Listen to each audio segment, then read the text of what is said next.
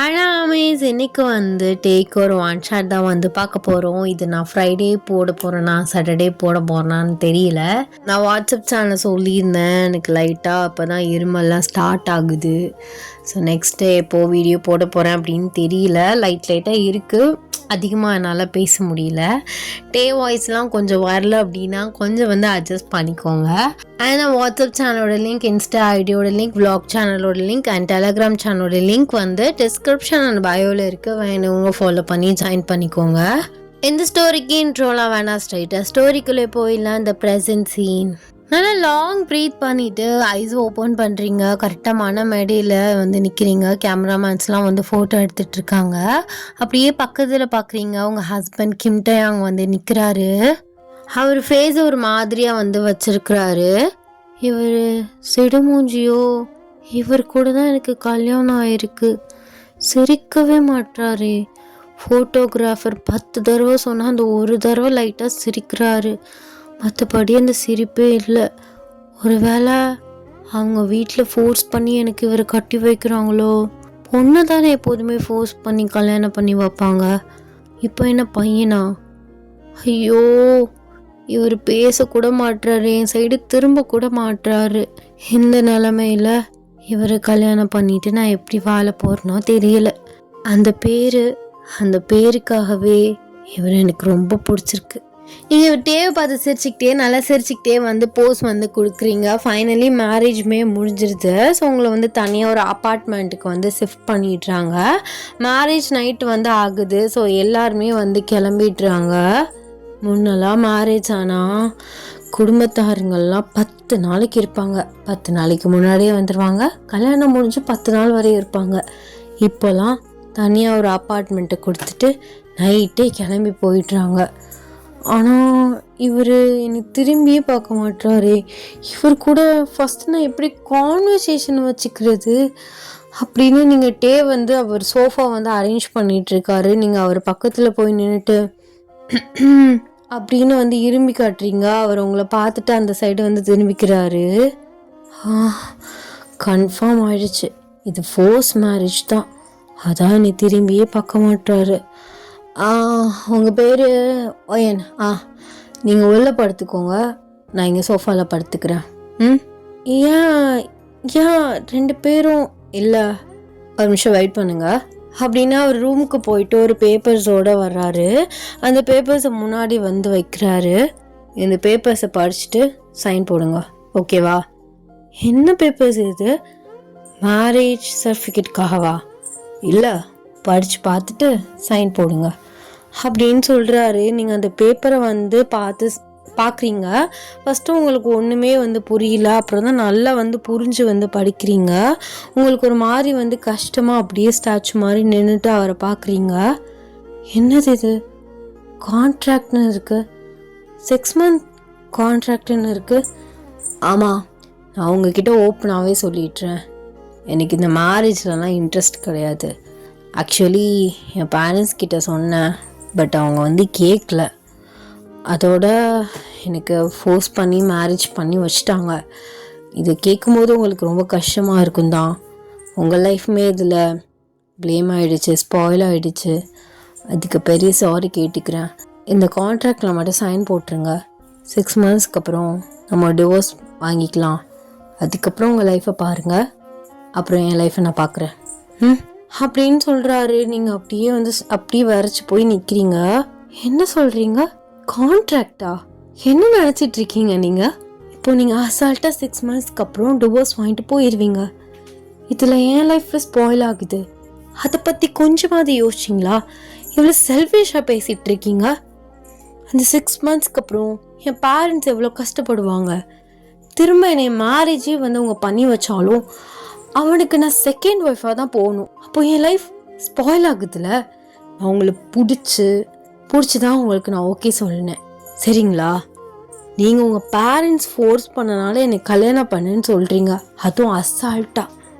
உங்களுக்கு வேணால் இது சின்ன விஷயமா இருக்கலாம், பட் எனக்கு இது பெரிய விஷயம். இதை நீங்கள் முன்னாடியே உங்கள் பேரண்ட்ஸ்க்கு எக்ஸ்பிளைன் பண்ணியிருக்கலாமே. ஏன் 6 monthsக்கு அப்புறம் டிவோர்ஸ் வாங்கும்போது கேள்வி கேட்க மாட்டாங்களா? அப்போ ஏதாவது ஒரு பொய் சொல்வீங்க, எங்கள் 2 பேருக்கும் செட் ஆகலை அப்படி இப்படின்னு. அதானே? இங்கே பாருங்க என் சாரி. என்ன சாரி கேட்டா சரியாக போயிடுமா? போன லைஃப் திரும்ப வருமா? இதை நீங்கள் நேற்று கூட சொல்லியிருந்தா இந்த மேரேஜ் நிறுத்தியிருந்துருக்கலாம். அட்லீஸ்ட் என்கிட்டயாச்சும் சொல்லியிருந்துருக்கலாம்ல. நான் எங்கள் வீட்டில் பேசியாவது இந்த மேரேஜை நிறுத்தியிருப்பேன். அட்லீஸ்ட் என் லைஃப் அது ஸ்பாயில் ஆகாமல் இருந்திருக்கும். என்னாலலாம் இந்த கான்ட்ராக்ட்லலாம் சைன் பண்ண முடியாதுட்டே. நீங்கள் என்ன பண்ண முடியுமோ அதை பண்ணிக்கோங்க. நான் உங்கள் பேரண்ட்ஸ்கிட்டே பேசிக்கிறேன். உங்களுக்கு அப்படி டிவோர்ஸ் வேணும்னா கோர்ட்டில் அப்ளை பண்ணுங்கள். எங்கே சைன் போடணுமோ அங்கே சைன் போடுறேன் அப்படின்னு அந்த கான்ட்ராக்டை தூக்கி வீசிட்டு நீங்கள் ஃபாஸ்ட்டாக ரூமுக்கு போய் டோரை வந்து சாத்திக்கிறீங்க. அப்படியே டென்ஷன்டாக சோஃபாவில் வந்து உட்கார்றாரு. நீங்கள் ரூமில் உட்காந்துட்டு பயங்கரமாக அழுதுட்ருக்கீங்க. அந்த பேருக்காக தான் இவர் கல்யாணமே பண்ணேன். எனக்கு அந்த பேரும் அவனோட கேரக்டர் மாதிரி இருக்கும்னு நினச்சேன். ஆனால் டோட்டலி டிஃப்ரெண்ட். அவன் எவ்வளோ நல்ல பையன். அதான் ஒரே பேரில் இருந்தால் கேரக்டரும் ஒரே மாதிரி இருக்குமா? இவர் கொஞ்சம் கூட ஒரு பொண்ணோட லைஃப்பை பற்றி கேர் பண்ணாமல் இப்படி செல்ஃபிஷாக பேசிகிட்டு இருக்காரு.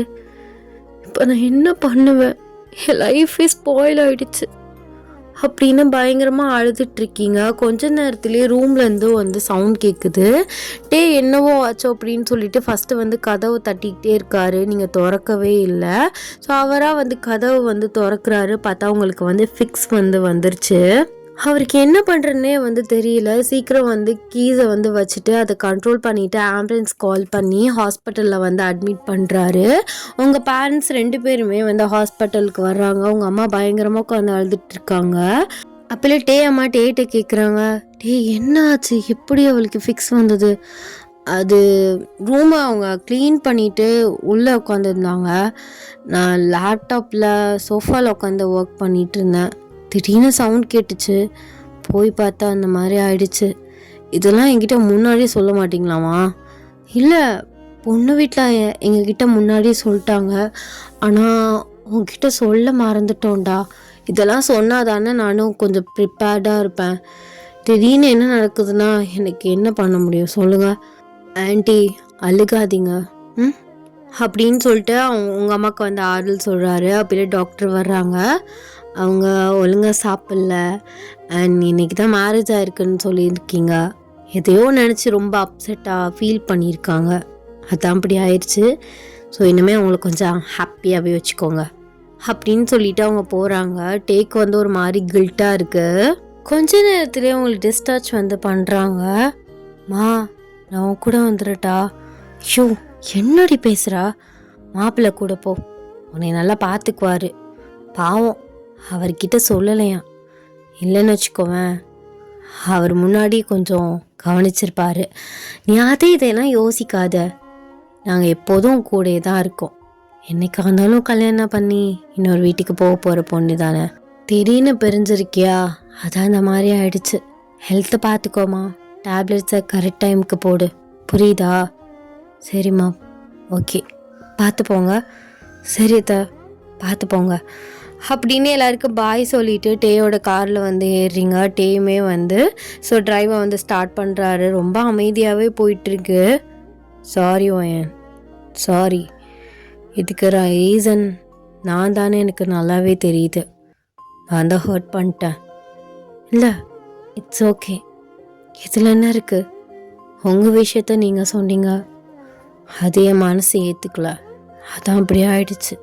எனக்கே இப்படி இருக்குன்னா வீட்டில் உள்ளவங்களாம் இதை கேட்டால் அவ்வளோ ஹர்ட் ஆவாங்க. சாரி ஓயன். இல்லை, சாரிலாம் கேட்காதீங்க. நான் ஒன்று கேட்டால் தப்பாக எடுத்துக்க மாட்டிங்களே. இல்லை, கேளுங்க. ஏன் 6 மந்த்ஸ்க்கு அப்புறம் டிவோர்ஸ் பண்ணிக்கலான்னு சொல்கிறீங்க? என்னை பிடிக்கலையா? அப்படிலாம் இல்லை, உங்களை பிடிக்கலன்னெலாம் இல்லை, மேரேஜ் வேண்டான்னு நினச்சேன், அவ்வளோதான். ஏன் யாரையாவது லவ் பண்ணுறீங்களா? அவங்களுக்காக வெயிட் பண்ணுறீங்களா என்ன? அப்படிலாம் இல்லை, மேரேஜில் இன்ட்ரெஸ்ட் இல்லை, இப்போதைக்கு வேணாமேன்னு யோசித்தேன். பட் பேரண்ட்ஸ் தான் ஏஜ் ஆகிட்டே இருக்குது, நல்ல பொண்ணு அப்படின்னு சொல்லிட்டு கம்பல் பண்ணி தான் கல்யாணம் பண்ணி வச்சாங்க.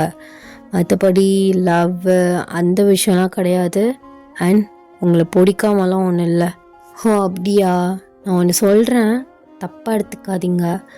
உங்களுக்கு கொஞ்சம் ஸ்பேஸ் டைம் கொடுத்தா நீங்கள் செட் ஆயிடுவீங்கன்னு எனக்கு தோணுது. இந்த டிவோர்ஸ் இதெல்லாம் வேண்டாமே. அவங்களுக்கு டைம் கொடுக்குறேன், ஸ்பேஸ் கொடுக்குறேன். ஃபஸ்ட்டு நம்ம ஃப்ரெண்டாக ஆகலாம். உங்களை பற்றி என்னைய பற்றி மாறி மாறி தெரிஞ்சுக்கலாம். ஒரு கம்ஃபர்ட் ஜோனுக்கு வரும். ஸோ அதுக்கப்புறம் ஹஸ்பண்ட் அண்ட் ஒய்ஃபாக லைஃப்பை ஸ்டார்ட் பண்ணலாமா வேணாமான்னு அப்புறம் யோசிச்சுக்கலாம். மற்றபடி இந்த 6 monthஸில் டிவோர்ஸு கேஸு இதெல்லாம் வேண்டாமே. கொஞ்சம் யோசிச்சு பாருங்கட்டே. என்னோடய லைஃப்பும் உங்கள் கையில் தான் இருக்குது. ஈஸியாக டிவோர்ஸை வாங்கிட்டு பிரிஞ்சிடலாம். அதுக்கப்புறம் என் லைஃப்பும் ஸ்பாயில் ஆகும், உங்கள் லைஃப்புமே ஆல்மோஸ்ட் ஸ்பாயிலாக தான் ஆகும். உங்களுக்கு பாஸ்ட்டோ இல்லை அவங்களுக்காக வெயிட் பண்ணுறதோ அந்த மாதிரி எந்த பிரச்சனையும் கிடையாது டிவோர்ஸ் வாங்குறதுக்கு. உங்களுக்கு இப்போதைக்கு இந்த மேரேஜ் இந்த ரெஸ்பான்சிபிலிட்டிலாம் வேணான்னு நினைக்கிறீங்க, அவ்வளோதான். ஆனால் அது முடிஞ்சிருச்சு. அதுக்கான ஒரு டைம் எடுத்துக்கோங்கன்னு தான் நான் சொல்கிறேன். ஏதாவது தப்பாக இருந்தால் இப்போவே ஸ்ட்ரைட்டாக சொல்லிடுங்க. ஓகே ஓயன், புரியுது. இந்த அளவுக்கு என்னை புரிஞ்சிக்கிட்டு பேசினதே பெரிய விஷயந்தான். ஏன்னா என்னை பெற்றவங்களே புரிஞ்சிக்காமல் பேசி தான் இந்த நிலைமைக்கு என்னை கூப்பிட்டு வந்துட்டாங்க. ஓகே, நான் ட்ரை பண்ணுறேன். ஃபஸ்ட்டு நீங்கள் சொன்ன மாதிரி நல்லா ஃப்ரெண்ட்ஸ் ஆகலாம் அப்படின்னு நல்லா ஸ்மைல் பண்ணிக்கிட்டே சொல்கிறாரு. நீங்கள் ஸ்மைல் அப்படியே ரசித்து பார்த்துட்ருக்கீங்க. அதே ஸ்மைலு அவனை மாதிரியே. ஒரு வேளை அவன்தான் இவரோ? வாய்ப்பே இல்லை.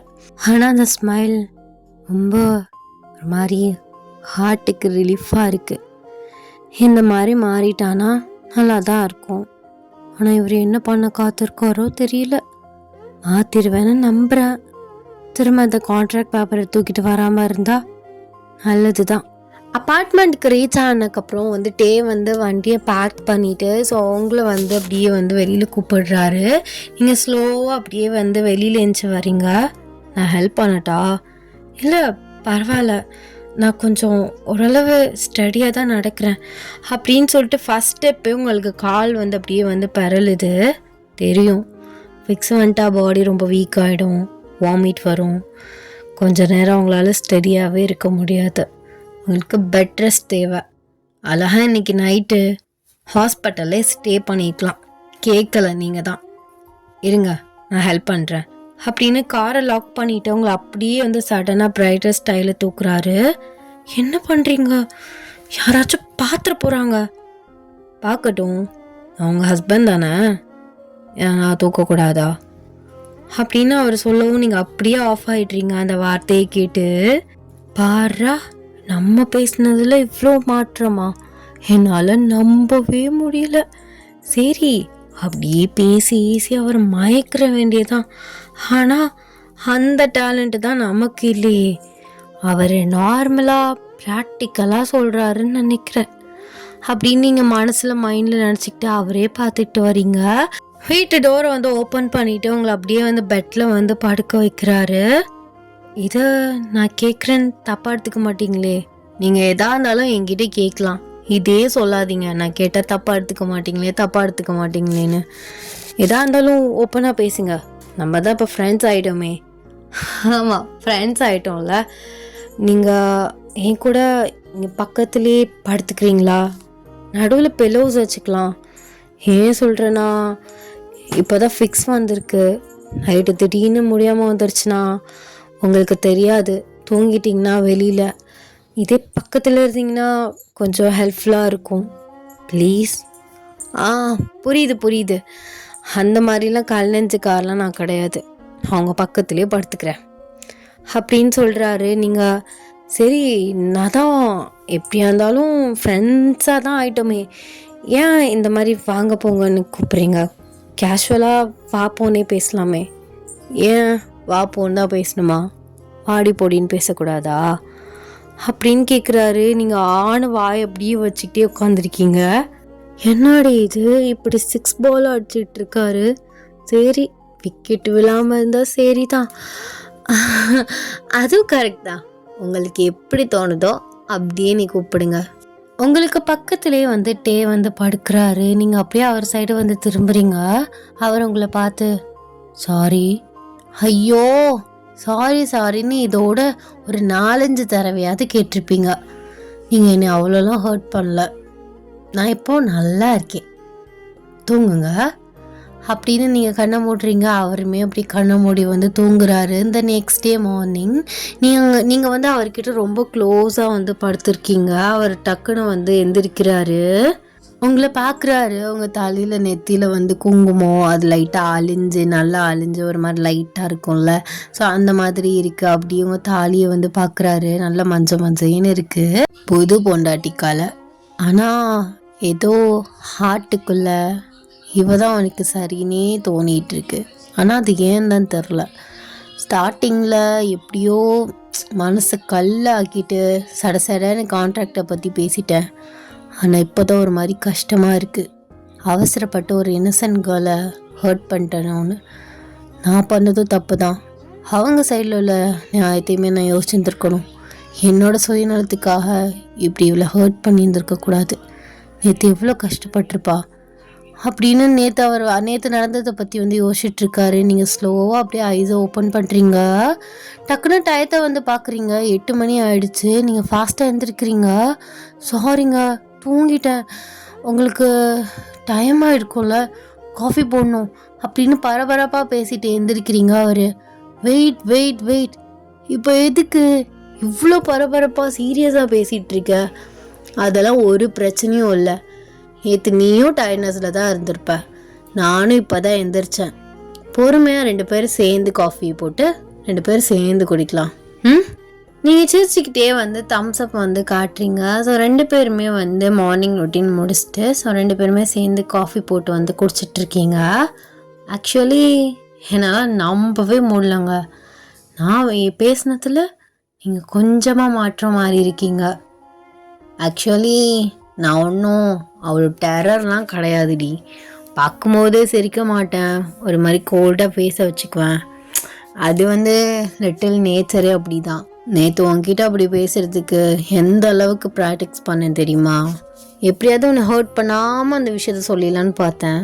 கடைசியாக உனக்கு நல்லா பயங்கரமாக ஹர்ட் ஆகிடுச்சு. அதுதான் ஒரு மாதிரி கில்ட் ஆகிடுச்சு எனக்கு. எப்படி எனக்கு எக்ஸ்பிளைன் பண்ணுறது, எப்படி சொல்கிறதுன்னே தெரியல.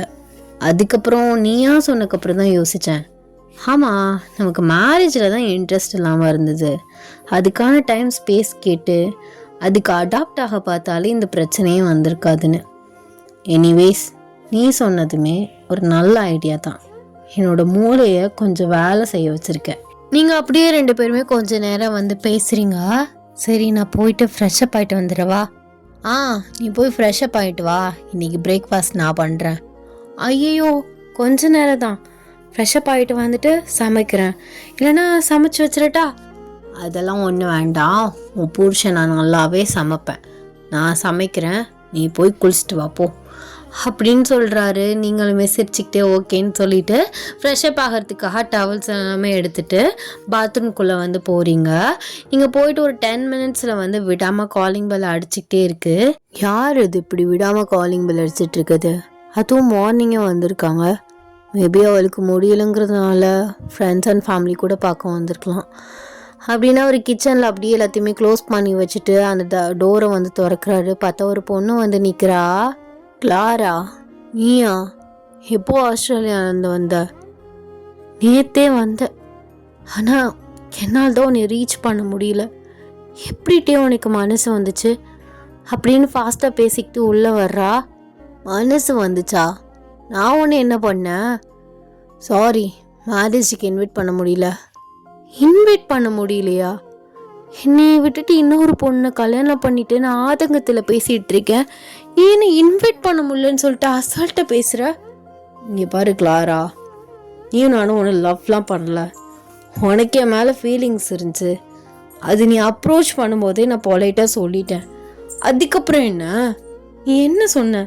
எனக்கு மேரேஜ்லலாம் இன்ட்ரெஸ்ட் இல்லை, ஸோ அதனால நான் உனக்கு ஹோப் கொடுக்கல, அப்படி இப்படின்லாம் சொன்னேன்.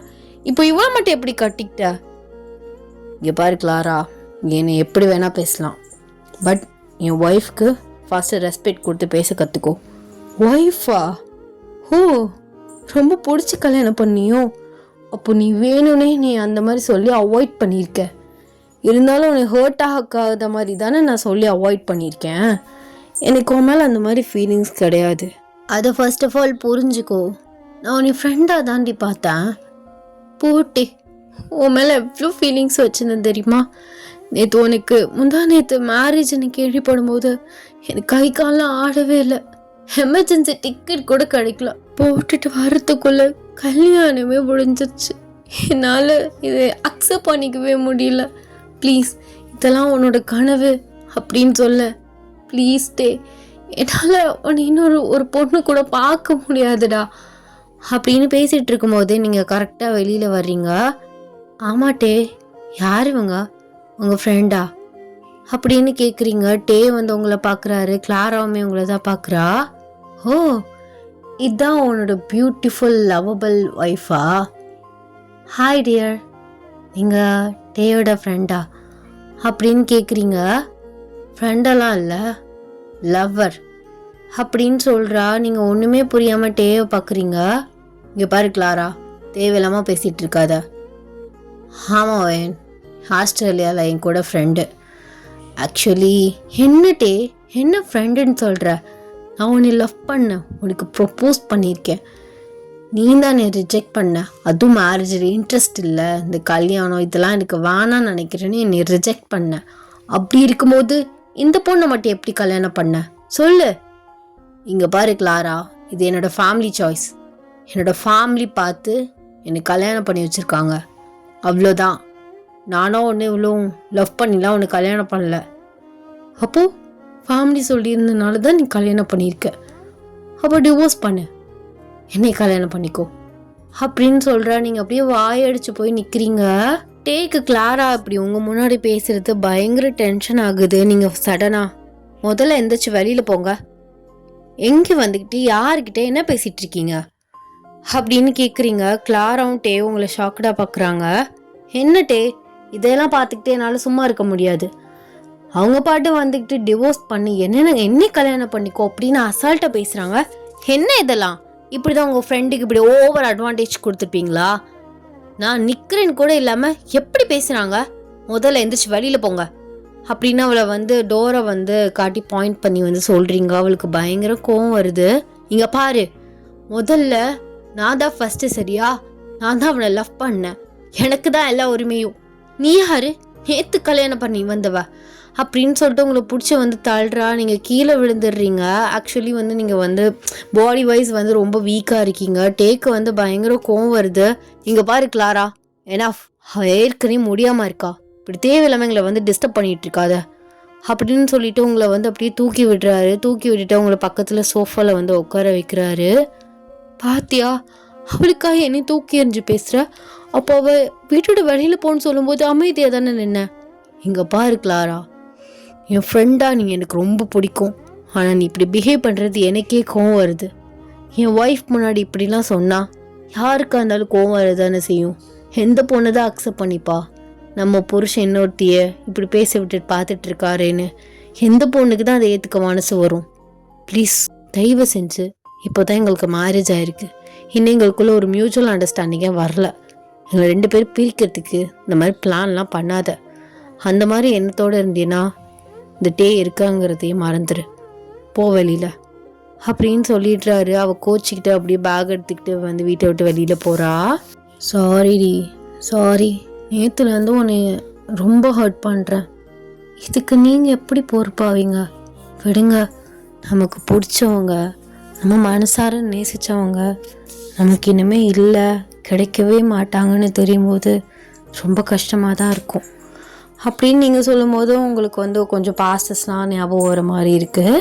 ஸோ டேக்குமே வந்து ஒரு இன்சிடெண்ட் நினச்சி ரொம்பவே வந்து கஷ்டப்படுறாரு. அப்போல அவருக்கு வந்து ஒரு ஃபோன் கால் வருது. சீக்கிரம் வந்து ஆஃபீஸ்க்கு வாங்க, ஒரு முக்கியமான ஃபைல்ஸ்லாம் சைன் பண்ணணும் அப்படின்னு சொல்லிட்டு. ஐயோ, இது வேறு, இந்த ஃபைல்ஸ் எல்லாம் ஒழுங்காக செக் பண்ணாமல் அப்படியே இந்த ஸ்டாஃப்ஸ் எல்லாம் பெண்டிங்கில் விட்டுட்டு நம்ம சரி கொஞ்ச நாள் ஃப்ரீயாக இருக்கும்னு நினைக்கும் போது தான் கூப்பிட்டுட்டே இருப்பானுங்க. சரி நீங்கள் போயிட்டு வாங்க, நான் சமைச்சு வேணால் வைக்கிறேன். இல்லை, நான் போயிட்டு வர எப்படி ஈவினிங் ஆகிடும். அதனால நீ வந்து இப்போது பிரேக்ஃபாஸ்ட் பண்ணிவிட்டு கூட கொஞ்சம் பண்ணிவிட்டு லஞ்சுக்கு அதை சாப்பிட்டு நம்ம டின்னருக்கு எங்கேயாவது வெளில போகலாம். போகலாமே. ஆனால் நீங்களும் பிரேக்ஃபாஸ்ட்டும் லஞ்சும் ஸ்கிப் பண்ணாமல் ஆஃபீஸில் வாங்கி சாப்பிடுங்க, புரியுதா? நான் ஃபோன் பண்ணி கேட்பேன். கண்டிப்பாக சாப்பிட்றேன், சேஃபாரு, டேப்லெட்டை போட்டுக்கோ. ஏதாவதுன்னா உனக்கு அந்த மாதிரி வர மாதிரி ஃபீல் ஆனிச்சுன்னா எனக்கு உடனே கால் பண்ணு, புரியுதா? ஓகே, கண்டிப்பாக பண்ணுறேன், சேஃபாக போயிட்டு வாங்க அப்படின்னு சொல்கிறீங்க. சாருமே சிரிச்சுக்கிட்டு உங்களுக்கு பாய் சொல்லிவிட்டு ஆஃபீஸ்க்கு கிளம்புறாரு. நீங்கள் பிரேக்ஃபாஸ்ட் பண்ணி சாப்பிட்டுட்டு சாப்பிட்டேன் அப்படின்னு டேக் மெசேஜ் பண்ணிவிட்டு சும்மாவே உட்காந்துருக்கீங்க. என்ன இது இப்படி போர் அடிக்குது, ஏதாவது ஒன்று பண்ணணுமே. சரி, கபோர்ட்ஸில் இதெல்லாமே திறந்து பார்ப்போம், என்னென்ன வச்சுருக்காருன்னு. ஏதாவது ஒன்று இன்ட்ரெஸ்டிங்காக கிடைக்கும். அப்போ அதை பார்த்துட்டு இருந்தாலே டைம் போயிடும். இந்த அப்பார்ட்மெண்ட் வாங்கி 1 month ஆச்சுன்னு சொன்னாங்க. அப்போது கண்டிப்பாக அவரோட திங்ஸ் எல்லாம் ஆர்கனைஸ் பண்ணி வச்சுருப்பார். அப்படி ஏதாவது வைக்காமல் இருந்தால் ஆர்கனைஸ் பண்ணி அதையும் வச்சிடலாம் நீட்டாக அப்படின்னு டேயோட கபோர்டில் ஓப்பன் பண்ணி ஒவ்வொன்றே அரேஞ்ச் பண்ணிட்டு இருக்கீங்க. கீழே ஒரு பாக்ஸ் வச்சுருக்காரு. அந்த பாக்ஸை எடுக்கிறீங்க. கொஞ்சம் லைட்டாக தூசியாக இருக்குது. என்ன இப்படி தூசி தட்டாமையாக வச்சுருக்காரு? 1 monthக்குள்ளே எப்படி தூசி வந்திருக்கும்? அப்போ இது அவர் காலேஜோட மெமரிஸ் இருக்குதுன்னு நினைக்கிறேன். அப்படின்னு ஓப்பன் பண்ணுறீங்க. பார்த்தா ஒரு ரொம்ப பழைய ஃபோட்டோ, சின்ன வயசு ஃபோட்டோஸ்லாம் இருக்குது. ஓ, சின்ன வயசு ஃபோட்டோ, ஸ்கூல் பிக்ஸ்லாம் வச்சுருக்காரு. அப்படின்னு நீங்கள் ஒவ்வொன்றா எடுத்து பார்த்துட்ருக்கீங்க. அப்போல்லாம் ஒரு ஸ்கூல் ஆல்பம் இருக்குது. அது பார்க்கல உங்களுக்கு லைட்டாக ஷாக் ஆகுது. நான் படித்த ஸ்கூலில் தான் இவரும் படித்தாரா? ஒரு வேளை நம்ம யோசித்த மாதிரி அந்த டே இந்த டே? இல்லை, வாய்ப்பே இருக்காது. இவர் ரொம்ப பழையசாக படிச்சிருக்கலாம் இருக்கலாம். ஆனால் நமக்கு ஸ்கூல் டேஸில் தெரிஞ்சது ஒரே கிம் டயாங் தான், என்னோட சீனியர் க்ரஷ். ஒரு வேளை இருக்கலாம், ஃபோட்டோஸ் இருந்தால் கண்டுபிடிச்சிருவேன் அப்படின்னு அந்த ஆல்பம்ஸை திருப்பி பார்க்குறீங்க. பார்த்தா உங்கள் கண்ணை உங்களாலே நம்ப முடியல. அப்படியே கீழே ஷாக்டாக உட்காடுறீங்க. அந்த ஃபோட்டோவை அப்படியே உங்கள் செஸ்ட்டோடு சேர்த்து ஹக் பண்ணிக்கிறீங்க. ஏன்னா நம்பவே முடியல. அப்போல்லாம் கார்கிட்ட அவ்வளோ சண்டை போட்டேன், அவ்வளோ அழுத, என் டேவை எப்படி என்னை பிரிச்சிட்டேன்னு. ஆனால் கடைசியில் கடவுள் எனக்கு இவ்வளோ வருஷங்கள் கழிச்சு டேவை என்கிட்ட திரும்ப கொடுத்துருக்காரு. ஆனால் அடையாளமே தெரியாமல் வளர்ந்துட்டான். அவனை பார்த்து தான் 10 வருஷம் ஆச்சே. திரும்ப என்கிட்டே வந்துட்டான். இப்போ சொல்கிறேன், உன்னை எக்காரணத்தை கொண்டும் எப்போதுமே இனிமேல் நான் தொலைக்கவே மாட்டேன். நான் தான் உன் ஏன்னு தெரிஞ்சா கண்டிப்பாக நீயும் என்னை விட்டு போக மாட்டேன். ஆனால் உனக்கு கூட சின்னதாக கூட தோணலையாட்டே அப்படின்னு நீங்கள் யோசிச்சுட்டு இருக்கும்போது கரெக்டாக பாஸ்வேர்ட் போகிற சவுண்ட் கேட்குது. நீங்கள் ஃபாஸ்ட்டாக அந்த ஃபோட்டோவை வச்சுக்கிட்டே வெளியில் நிற்கிறீங்க. டே ஒன்றுமே புரியாமல் நிற்கிறாரு. என்னாச்சு, லஞ்ச் சமைச்சிட்டிங்களா? இல்லை நான் ஏதாவது ஹெல்ப் பண்ணட்டா அப்படின்னு சிரித்து கேட்டுக்கிட்டே வராரு. நீங்கள் ஓடி போய் அவரை டைட்டாக ஹக் பண்ணிக்கிறீங்க. அவர் அப்படியே நிற்கிறாரு. கொஞ்சம் கூடவா நான் யாருன்னு உனக்கு தெரியவே இல்லை. என்னடி பேசுகிற? என்ன தனியாக விட்டு போவும் பேய் பிடிச்சிருச்சா என்ன? இல்லை என் வாயால் திரும்ப நீ என் பொண்டாடி தான் அப்படின்னு கேட்க ஆசைப்படுறதுக்காக இப்படி கேட்குறியா? பைத்தியம், தெரில என்னை யாருன்னு. ஒய்யன்னு இதுக்கு முன்னாடி உங்களுக்கு யாரையாவது தெரியுமா?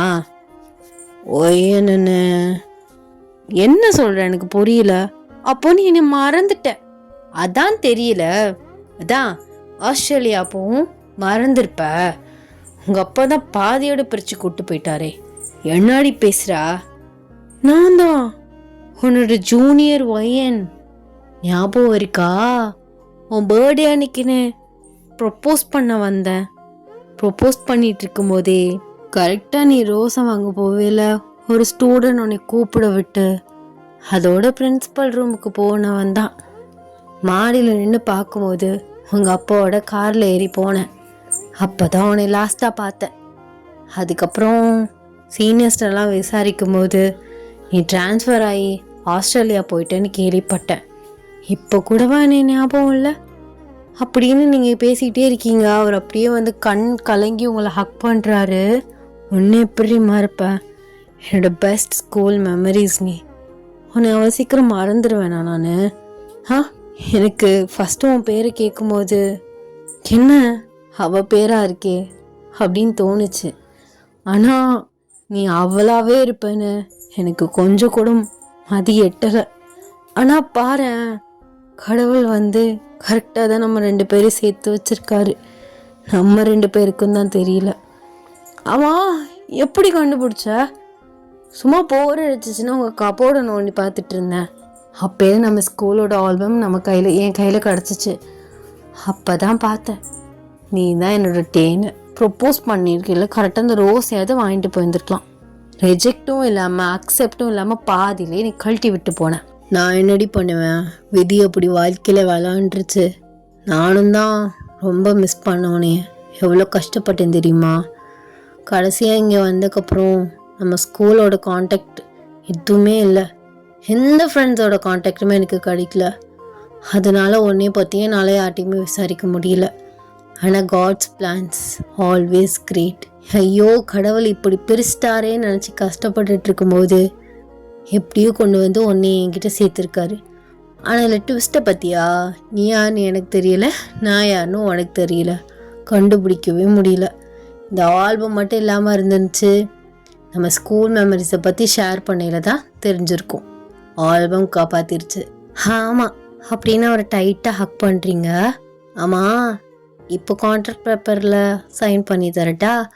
6 மந்த்ஸ்க்கு அப்புறம் டிவோர்ஸ் பண்ணிக்கலாம் அப்படின்னு கேட்குறீங்க. அவர் அப்படி சடனாக உங்களை தூக்குறாரு. என் கண்ணை பார்த்துட்டு திரும்ப அதை சொல்லி பார்ப்போம். நீங்கள் தானே கேட்டீங்க, கான்ட்ராக்ட் சைன் பண்ணி தரேன், 6 மந்த்ஸ்க்கு அப்புறம் நீங்கள் ஆசைப்பட்ட மாதிரி டிவோர்ஸ் பண்ணிக்கலாம். இனிமேல் உன்னை விடுவேனா? உன்னை மனசில் வச்சுக்கிட்டு தான் அந்த கல்யாணத்துலலாம் இன்ட்ரெஸ்ட் இல்லைன்னு சொல்லிட்டு தெரிஞ்சேன். இப்போது என்னோட வயந்தான் என் பொண்டாட்டின்னு தெரியும் போது எப்படி விடுவேன்? இன்னுமே நீயே போகிறேன்னு சொன்னாலும் உன்னை அவ்வளோ சீக்கிரமாக விட்டுற மாட்டேன். சீக்கிரமாக என்ன, விடவே மாட்டேன். இன்னுமே உனக்கு நான் தான், எனக்கு நீ தான். கடவுள் நம்மளை 10 வருஷம் கழித்து சேர்த்து வச்சுருக்காரு. அந்த கடவுளுக்கு ஒரு நன்றியை சொல்லிவிட்டு நம்ம லைஃப்பை ஒரு கும்பிடு போட்டு ஆரம்பிக்கலாம். இப்போவே வா, காலையிலே வா, இறக்கி விடுங்க, லஞ்ச் முடிச்சுட்டு நைட்டு பார்த்துக்கலாம். அதெல்லாம் இல்லை. நான் லவ் பண்ண பொண்ணு, என் மனசு ஃபுல்லாக இருந்த பொண்ணு, என் பொண்டாட்டி என் முன்னாடி நிற்கும் போது நான் எப்படி டிலே பண்ணுவேன்?